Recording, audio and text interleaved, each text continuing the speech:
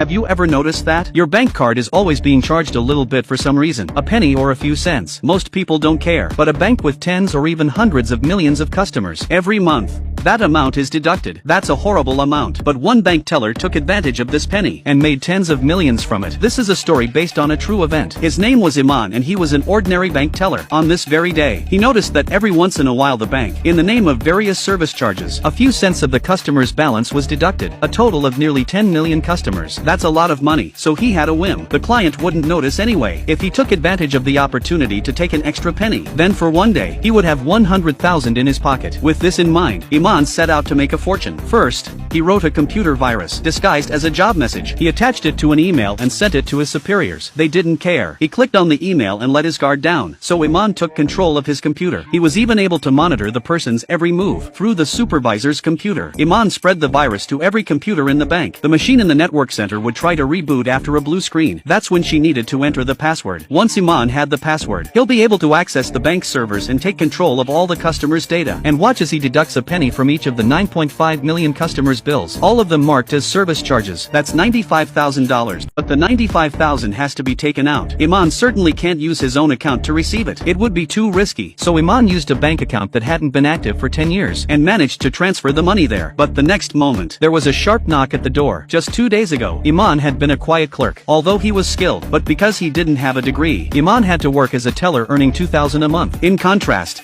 Lisa, a childhood friend of hers at the bank, she had already become the head of network security. But whenever there was a problem that couldn't be solved, Iman was the one who had to do it. Iman is already tired of this life. Iman's father is suddenly hospitalized and needs a lot of money for surgery. He's at his wit's end. The local mob suddenly kidnaps him again. It turns out that his father had borrowed some money from a loan shark earlier in the day. The gangs leave Iman with only 2 days left. Under double pressure, Iman got the idea for the penny. Now he's just succeeded. The loan sharks were back at his door. Iman now has the money, but he hadn't had time to withdraw it. He had to turn around and jump out of the building. After getting into a taxi, the two sides started racing down the road. In this emergency situation, Iman still had to think about how best to get the money out. Firstly, he couldn't just transfer the money online. It's too risky as it's all recorded. Secondly, the ATM had a limit on withdrawals, so the only way to get it out was to go to the counter and get it in person. With his knowledge of banking, Iman forged a company email, confirming to the bank in advance that someone would be there to collect the money. And by now the pursuers behind them had their guns out. But the driver was no ordinary man. When he saw the bullets coming, not only did he not give up, he drove faster and faster. After some extreme maneuvers, he finally arrived at the front of the bank first. Iman rushed to show his forged documents. He successfully withdrew the money. Not only did he pay off the loan shark, the remaining money, and enough to arrange his father's surgery. I thought that was the end of the story. But when Iman returned to the office the next day to read that his boss had been shot and killed last night, security immediately sealed off the bank, waiting for the police to arrive. At the front desk, Iman panicked because his boss still had the email he had sent yesterday on his computer. If they found it,